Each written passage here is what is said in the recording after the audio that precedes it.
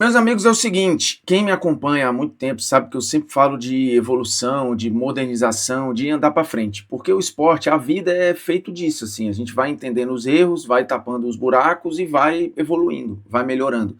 Toda mudança necessariamente é para melhor?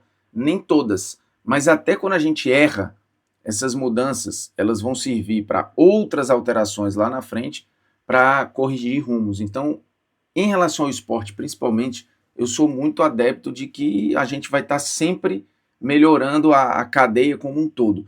E a CBF deu um passo muito importante com a mudança profunda no calendário. Eu diria que é a mudança mais significativa no calendário do futebol brasileiro desde a criação dos pontos corridos em 2003. Então a gente está falando aí de 22 anos de intervalo entre uma alteração muito forte que a gente teve no futebol brasileiro e uma outra que teremos agora.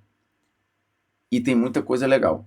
Óbvio, não é o ideal, e eu arrisco a dizer que o futebol brasileiro nunca terá o calendário ideal, pelo tamanho do país, pela quantidade de clube, pela quantidade de jogadores e pela quantidade de interesses que tem envolvido. Então, assim, é impossível. Mas, dito isso, muito boa mudança e a gente vai esmiuçar aqui cada pontinho, beleza? Ou tentar, né?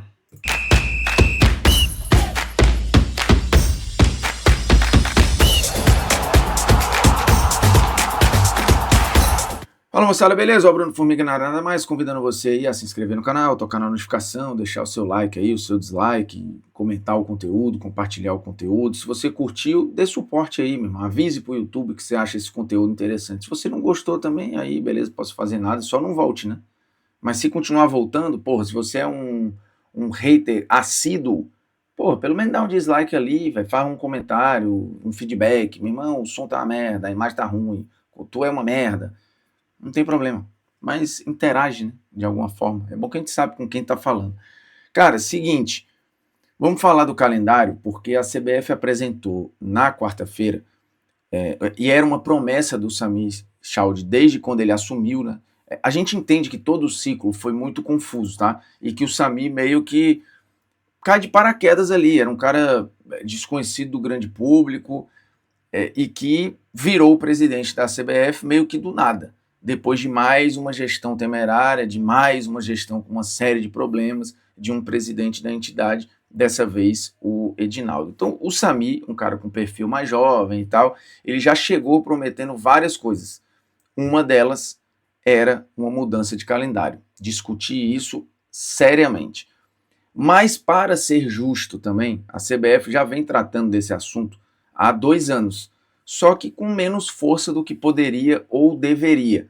Com a chegada do Samir, a parada ganhou força, ganhou forma e agora tem de fato um documento, uma proposta e um calendário para 2026, repito, com mudanças muito significativas, as mais profundas desde 2003, quando a gente teve a implementação dos pontos corridos, que na verdade essa implementação foi anunciada em 2002. Ali a gente teve o último mata-mata, né, o último brasileiro de mata-mata, e a partir de 2003 a fórmula como a gente tem hoje, que é muito mais parecido com os campeonatos europeus, e acho que é um sucesso, né, do ponto de vista de arrecadação, de direito de transmissão, preenchimento dos estádios, né, o brasileiro vem batendo recordes de ocupação dos estádios, de taxa de ocupação, a maior média de público da história do Brasileirão foi já na era dos pontos corridos, então eu acho que a mudança foi para melhor. E essa também vai ser. Nesse meio tempo, a gente teve outras alterações, a gente teve mudança na Copa do Brasil, a gente teve mudança, e aí não tem a ver com a CBF, mas com a Conmebol, no período em que a Libertadores é disputada, né, foi esticada assim como a Copa do Brasil, a gente teve o surgimento da Série D, a gente teve uma melhora profunda na organização da Série C, a gente teve a volta com muita força e organização da Copa do Nordeste ali a partir de 2013. Então, se a gente pegar de 2003 para cá, o futebol brasileiro como um todo, estruturalmente, ele melhorou. Uma outra promessa que o Samir fez e disse que vai cumprir é colocar o impedimento semiautomático em vigor a partir do ano que vem. Veremos. E aí, eu estou aqui com o PDF, com a apresentação oficial da CBF sobre o calendário. Eu vou passar, não todas as páginas, são quase 40, se eu não me engano, são 37, e a gente vai ficar com um vídeo muito longo aqui, mas a ideia é a gente passar nos principais tópicos e tentar discutir alguns deles. No geral, eu acho a proposta excelente dentro da realidade que a gente vive hoje. É a ideal? Não. Existe a ideal? Eu duvido, porque num país desse tamanho, com uma gama tão grande de clubes e de diferenças financeiras, culturais até, de região para região, eu acho uma ilusão achar que teremos um calendário ideal. A gente vai chegar perto disso. Vai perder aqui, vai ganhar ali e vai ajustando. E eu acho que a gente dá um passo muito significativo para o novo calendário do futebol brasileiro, que começa mostrando a cadeia atual que é insustentável e é verdade, porque a pirâmide está invertida. O topo da pirâmide, né, com menos gente, está na base. E a base está no topo.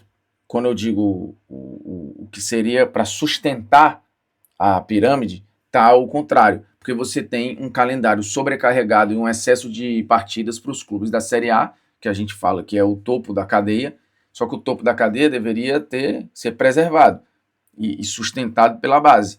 A pirâmide no futebol brasileiro está invertida porque tem um calendário subutilizado, com falta de oportunidade de calendário para a esmagadora maioria dos clubes. A gente tem clube ali que termina o calendário no meio do ano, tem clube se não classificar para a Série C e não tiver na Série D, também não vai ter calendário, vai jogar o estadual e acabou. Então, assim, difícil até desses clubes sobreviverem. Então, esse calendário vai tentar democratizar um pouco mais o calendário, vai tentar democratizar um pouco mais as datas, as competições, e em tese, se isso for posto em prática do jeito que está proposto, eu acho que vai funcionar muito bem, porque você vai ter os clubes tendo mais datas para jogar e mais jogos para disputar. Inclusive a Copa do Brasil acho que sofreu uma alteração bem importante e eu vou chegar nela já já. Os clubes brasileiros da Série A jogam mais que os principais clubes das principais ligas do planeta. Esse levantamento foi muito lembrado na Copa do Mundo de Clubes, né? Pegando os 40 clubes que mais jogaram na temporada 24, você tem basicamente todos do Brasil. Né? O Botafogo fez 75 jogos, o Atlético fez 73, aí você vem a galera ali na casa dos 70, até chegar na turma dos 60, e aí você vai ter o primeiro time fora do Brasil aqui, ó. Aí depois vem a galera do México e tal, a Atalanta, Boca Juniors, Clube Bruges, e por aí vai, mas muito distante. Se você pegar o primeiro da elite europeia que aparece aqui, o City fez 57 jogos, quase 20 jogos a menos que o Botafogo, no mesmo corte, né? É muita coisa, é muita coisa. Então, de fato, isso estava insustentável. E aí você pega, né, os clubes brasileiros com essa quantidade aqui, né? Eles lideraram o topo da parada. Para a gente, em média, 67,4 partidas por temporada, contra 57,2 dos outros clubes do top 40. Essa é a média de partidas. Pegando esse bloco aqui dos amarelos, deu 67,4. E pegando o restante da galera, 57,2. É muita diferença, tá falando 10 jogos de diferença. Aí você multiplica por minutos, pelas viagens, pelo desgaste, pela recuperação de cada jogo, é muita coisa. 70 mais partidas em que os clubes brasileiros jogaram. São 7 clubes brasileiros. 19 clubes brasileiros estão no top 20 dos que mais jogaram. É absolutamente surreal, né? Apenas uma parcela restrita de clubes participa de competições nacionais ao longo do ano. Lembrando, você tem hoje registrado na CBF 882 clubes registrados. Desses, 124 competem nas 4 divisões nacionais. Eu estou falando aqui de Série A, B, C e D. Isso dá 14% dos clubes com calendário nacional e minimamente organizado. Tem explicação para isso? Tem, e eu falei um pouco a pouco. Países de proporção continental, o Brasil é gigantesco, você tem uma hierarquia estrutural posta há muito tempo, um eixo muito claro, o que não é saudável para o restante da cadeia, e você tem um aumento das competições internacionais que vão dando uma espremida no calendário nacional. Então, assim, isso vai dificultando muito, né? Só para ter uma ideia aí. Em 2017, a Libertadores passou a ser jogada o ano inteiro. Em 2020, teve uma fase de grupos instaurada na Sul-Americana. Em 2023, a Sul-Americana, a Conmebol, introduziu um play-off da Sul-Americana, e o que impactou 2 datas no Campeonato Brasileiro. Em 2028, Copa América, com participação das seleções. Aí a FIFA, em 2024, a Copa Intercontinental, 2025, a Copa do Mundo de Clubes, 2026, a Copa do Mundo, 2027, Copa do Mundo Feminina. Isso sem contar que 28 vai atingir pouco porque tem a Olimpíada e não mexe nada com o Campeonato Brasileiro. Em 2029, volta a Copa do Mundo de Clubes de novo. E aí a gente entra na espiral praticamente inteira. E aí o impacto direto na cadeia produtiva se tornou insustentável, porque assim, não tem como aguentar, você vai estourar os jogadores, você sobrecarrega o consumidor também de produto e tal, e às vezes você banaliza um pouco o produto, né? O novo calendário. Qual é a proposta? A CBF diz querer trazer um novo olhar e uma proposta que valorize o futebol do Brasil. Jogadores, como eles vão ser impactados? Eles vão ser mais protegidos e vão ter mais tempo de férias, isso eu vou chegar lá na hora que a gente esmiuçar direitinho. Os clubes, eles vão ter muito mais eficiência no uso de datas, e para poder até manejar, né, uma data aqui e outra acolá. Torcedores, eu acho que naturalmente você melhora o produto, melhora o espetáculo. Em relação à mídia, você consegue ter mais previsibilidade e clareza no calendário, até para comercializar com os parceiros. Patrocinadores, os campeonatos são mais atraentes e mais organizados para investimento. Isso eu acho que desde 2003 já foi um salto, em comparação a campeonatos que todo ano tinham fórmulas diferentes. A própria CBF vai otimizar o operacional e a valorização do seu próprio produto, e as federações estaduais vão ter uma democratização muito maior ali e até distribuir melhor os seus clubes nas competições. A proposta do calendário, do jeito que está hoje, está assim, né? A Libertadores começando ali em janeiro, tem a pré, né? Aí vai até maio ali, aí teve a pausa ali para a Copa do Mundo de Clubes, voltou e vai até o finalzinho do ano. Sul-Americana, basicamente a mesma coisa, o Intercontinental vai ser só aqui, o Brasileiro da Série D começando em abril e sendo curto, né? Terminando ali em comecinho de outubro, a Série C também começando em abril, esticando até um pouquinho de outubro para novembro ali, o Brasileiro da Série B praticamente igual à Série A, começou uma semana depois e vai terminar um pouquinho antes. Por que isso? Porque tem a brecha aqui, né? A Série B não parou para a Copa do Mundo de Clubes, o brasileiro na Série A parou. E igual como a gente estava acostumado, começando em março, terminando em dezembro, a Copa do Brasil começando em fevereiro, vai terminar em dezembro também esse ano, até depois. A Copa Verde no início do ano ali, basicamente junto com os estaduais. A Copa do Nordeste mais quebradinha, né? Começando em janeiro e terminando como terminou agora com o Bahia campeão em setembro, e os estaduais tendo mais datas. Esse é o cenário atual. E você vê até pela organização como a proposta agora ela é muito melhor, né? É uma proposta que vai ter os estaduais com menos datas, começando em janeiro, terminando em março, vão ser só 11 datas, e aí se a gente pensar que 10 anos atrás os estaduais tinham 22 datas, era muito louco, né? A gente em 10 anos diminuiu metade as datas dos estaduais, e a tendência é que isso diminua, não sei se acabe, mas vai dar uma diminuída. As copas regionais que foram criadas, Copa do Nordeste, Copa Verde, Copa Sul-Sudeste, elas vão ser ali no mesmo período, de 25 de março a 7 de junho, aqui ó, tudo organizado bonitinho. A Copa do Brasil vai começar em fevereiro, vai terminar no início de dezembro. O brasileiro, e aqui é a grande novidade, vai de janeiro a dezembro agora. Ele vai começar no dia 28 de janeiro, por sinal, o dia que eu faço aniversário de casamento. Nesse dia aqui eu faço 20 anos de casado. Casei em 28 de janeiro de 2006. E aí o brasileiro começa agora de janeiro a dezembro. A Série B continua basicamente como está, mas terminando um pouquinho antes, vai começar em março, terminar em novembro. O brasileiro da Série C de abril a outubro. A Série D de abril a setembro, e também deu uma esticada. A Libertadores continua basicamente do jeito que está, né? Fevereiro a novembro. A Sul-Americana também não muda muita coisa, e tem o Intercontinental ali em dezembro. É importante falar dos estaduais aqui, porque, e aqui, quando você bota no máximo 11 datas, a gente já está diminuindo 5 do que tinha, e isso é o máximo, tá? Isso não impede de um estadual se organizar ali com 9 datas.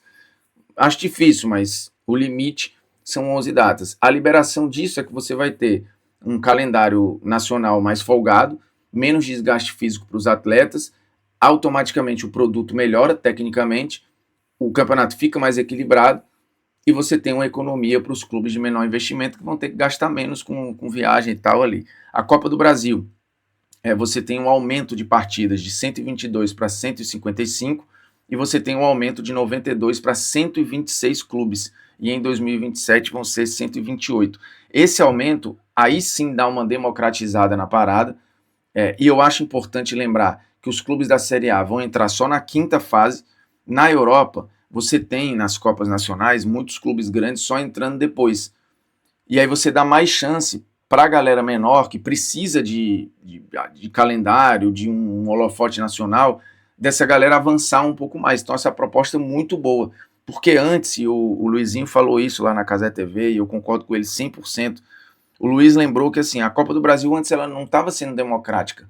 Ela funilou de um jeito que ela estava sendo um brasileirão de mata-mata. Volta e meia você tinha uma ou outra figura ali botando as caras, mas no geral era a galera da Série A disputando um mata-mata para ver quem era campeão da Copa do Brasil. Aquele cenário do Paulista, do Juventude, do Santo André, campeões da Copa do Brasil, ou brasiliense finalista e tal, estava sendo cada vez mais difícil. Porque naquele período ali, a gente precisa lembrar, a galera da Libertadores ficava fora ali, da Copa do Brasil e tal, então aquilo deu uma ajudada para que a Copa do Brasil tivesse mais convite às zebras, digamos assim. Então, os times da Série A entrando só na quinta fase, eu acho que você dá tempo para uma galera ir se preparando dentro da competição, viver a competição, para aí sim meter os times da elite do futebol brasileiro. E eu gosto. Você tem uma redução aí de 1 até 3 datas, especificamente para os clubes da Série A, e você tem o aumento da competição como um todo, que eu acho que é o intuito desde sempre. Aí você vai me perguntar, e essa final em jogo único? Isso é ruim? Putz, o calendário está invalidado por causa disso, eu odiei o calendário. Assim, eu não acho que o calendário está invalidado por causa disso, é muito mais a ver com uma fórmula de disputa do que com o calendário. Poderia ter uma final em 2 jogos? Poderia, mas eu acho que a CBF aproveita esse movimento para testar algo que acontece em outras ligas mundiais e que funciona.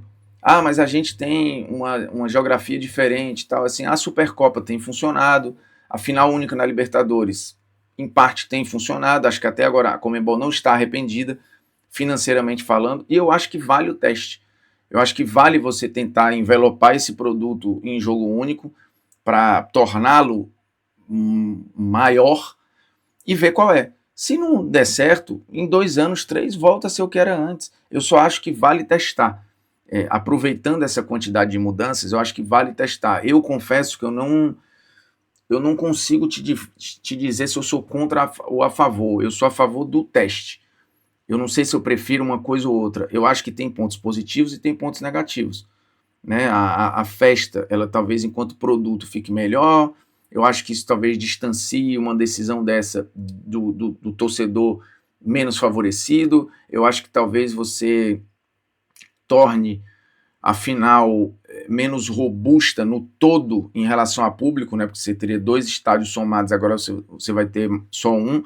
Tecnicamente falando, eu acho que a final única acaba sendo mais justa, porque não decide na casa de ninguém. Então eu acho que você tem um campo neutro em tese, né?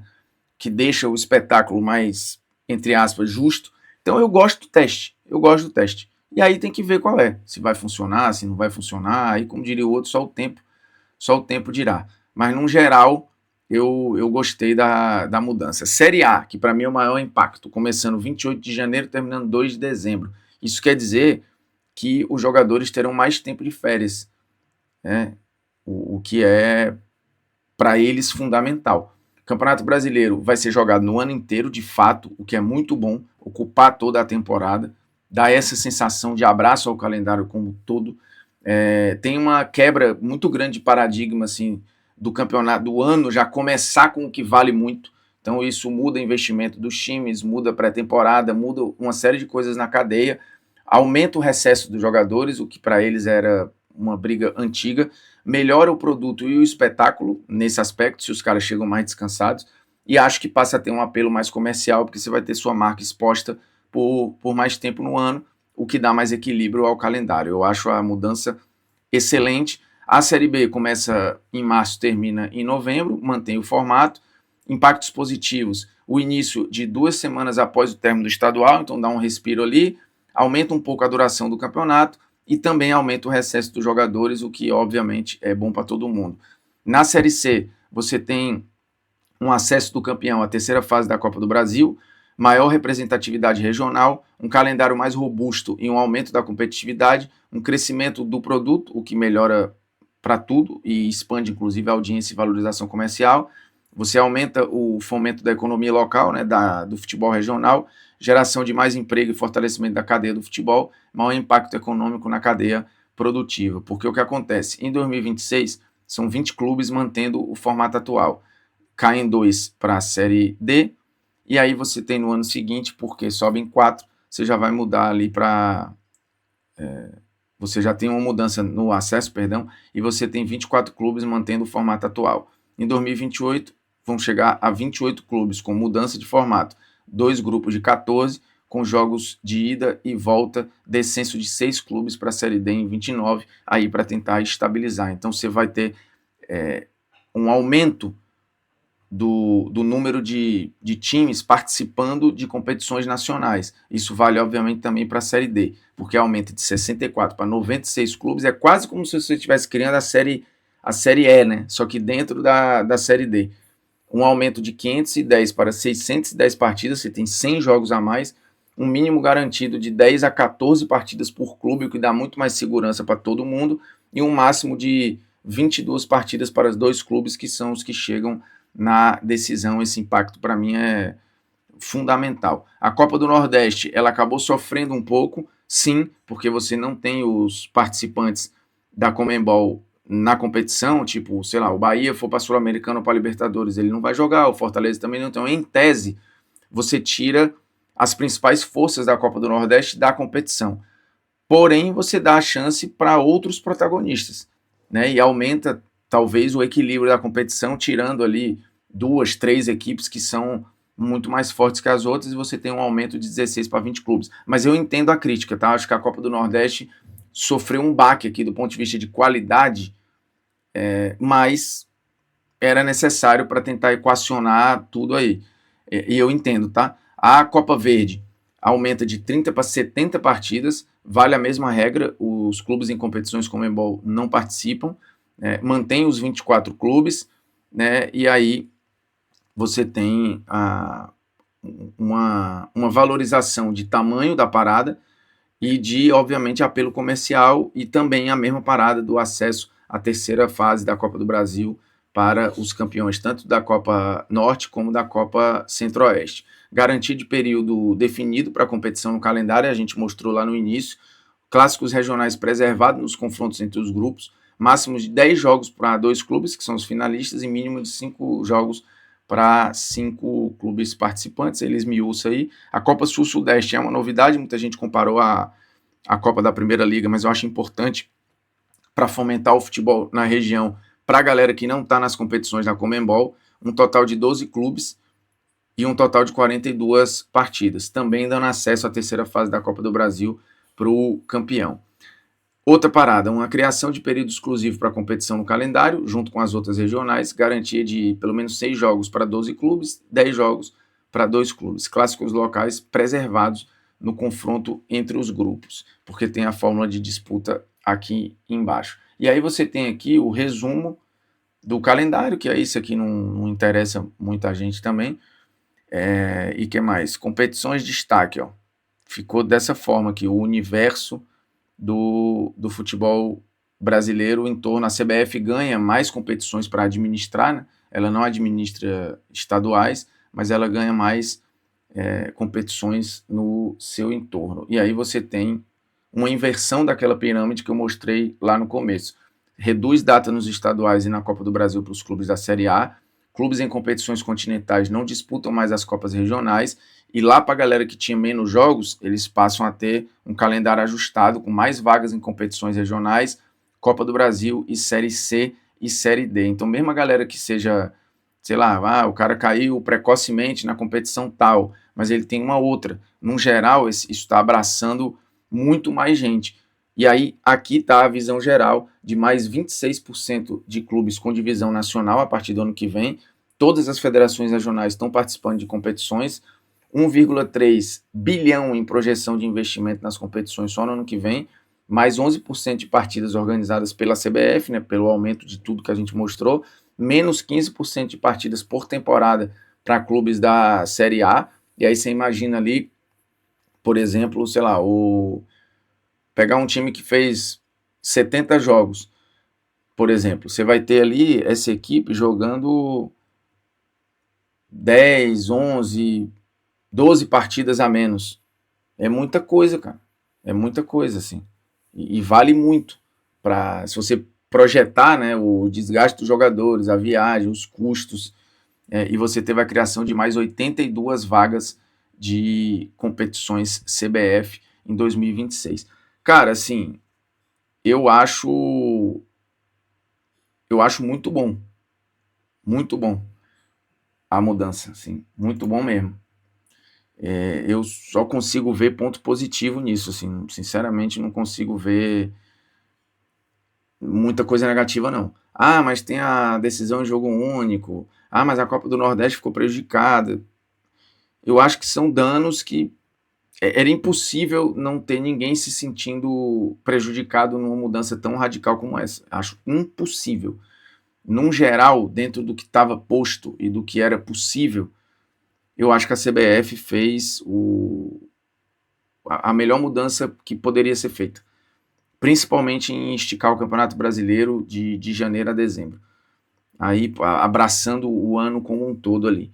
E os jogadores tendo mais tempo de férias, os times da Série A tendo menos jogos, porque no final das contas, cara, assim, a gente tá falando do que puxa a grana, são os times da Série A, né? As competições de elite é o que carrega, acaba os investimentos quase como um todo.